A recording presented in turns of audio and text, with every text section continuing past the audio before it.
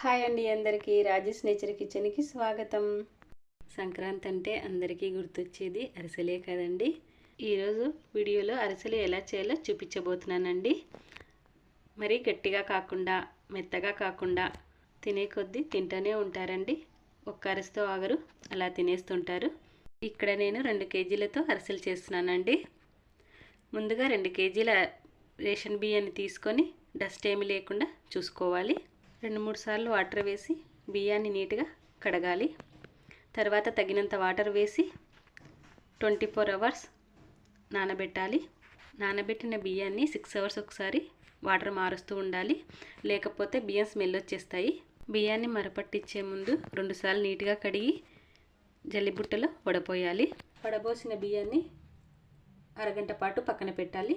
బియ్యంలో తడి తగలకుండా ఉంటే సరిపోతుంది. బియ్యాన్ని మరపట్టించాలి.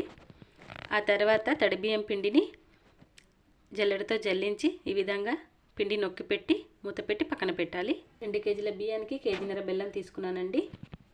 బెల్లాన్ని ఈ విధంగా ముక్కలు చేసి పక్కన పెట్టుకోవాలి. తర్వాత స్టవ్ పై ఒక గిన్నె పెట్టి బెల్లం వేయాలి. బెల్లం మునిగేంత వరకు వాటర్ వేయాలి. వాటర్ మరీ ఎక్కువ వేయకూడదండి, మునిగేంత వరకు వేస్తే సరిపోతుంది. బెల్లం కలుపుతూ కరిగించాలి. బెల్లం మొత్తం కరిగిన తర్వాత బెల్లంలో డస్ట్ ఏమన్నా ఉంటే వడబోసుకోవాలి. చూడండి, ఈ విధంగా వడకట్టిన పాకాన్ని మరలా స్టవ్ పై పెట్టి మరిగించాలి. పాకం దగ్గర పడుతున్న కొద్దీ కలుపుతూ ఉండాలి. పాకం దగ్గర పడిన తర్వాత ఒక బౌల్లో వాటర్ వేసి ఈ విధంగా పాకాన్ని చెక్ చేసుకోవాలి. పాకం ఈ విధంగా చేతిలోకి తీసుకున్నప్పుడు గట్టిగా కాకుండా కొద్దిగా సాఫ్ట్గా ఉండాలి. గిన్నెలో ఇలా వేసినప్పుడు కొద్దిగా సౌండ్ వస్తే అరిసెలు చాలా చక్కగా కుదురుతాయి.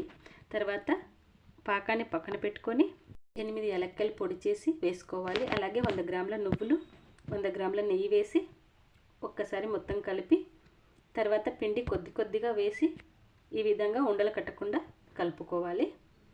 చూడండి, పిండి మరీ గట్టిగా కలపకూడదు, అప్పుడు చల్లగా అయిన తర్వాత ఇంకా గట్టిగా అవుతుంది. కాబట్టి కొంచెం జారుగానే కలుపుకోవాలి. చూడండి, ఈ విధంగా ఉంటే సరిపోతుంది. పైన నెయ్యి వేసి పక్కన పెట్టుకోవాలి. అరిసెలు చేసుకోవడానికి కొద్దిగా పిండి తీసి పక్కన పెట్టుకొని మూత పెట్టి పక్కన పెట్టుకోవాలి, లేకపోతే పిండి ఆరిపోతుంది. తర్వాత అరిసెకు సరిపడా పిండి తీసుకొని ఈ విధంగా అరిసెను ఒత్తుకోవాలి.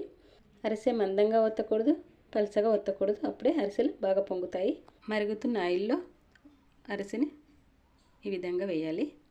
చూడండి, ఇలా కలర్ వచ్చిన తర్వాత తీసి అరిసె పెట్టిపై పెట్టాలి. వేడిగా ఉన్నప్పుడే అరిసెలో ఎక్స్ట్రా నూనె బయటికి రావడానికి ఈ విధంగా ఒత్తాలి. అన్ని అరిసెలు ఇదే విధంగా చేసి పక్కన పెట్టుకోవాలి. పాకం పట్టడం, అరిసెలు చేయడం కొంచెం లెంతీ ప్రాసెస్ అనిపిస్తుంది, కానీ తప్పకుండా ట్రై చేయాలండి అరిసెలని. అన్ని అరిసెలు ఇదే విధంగా చేసి పక్కన పెట్టుకోవాలి. అన్ని అరిసెలు చేయడం పూర్తయిన తర్వాత అరిసెల్ని ఆరబెట్టాలి. పేపర్ మీద ఆరబెట్టకూడదండి. ఒక పెద్ద ప్లేట్ తీసుకొని అరిసెల్ని ఆరబెట్టాలి. అంతేనండి, ఎంతో టేస్టీ అయిన అరిసెలు రెడీ.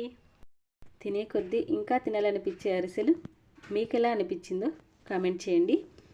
నచ్చితే ఒక లైక్ చేయండి. Thank you for watching.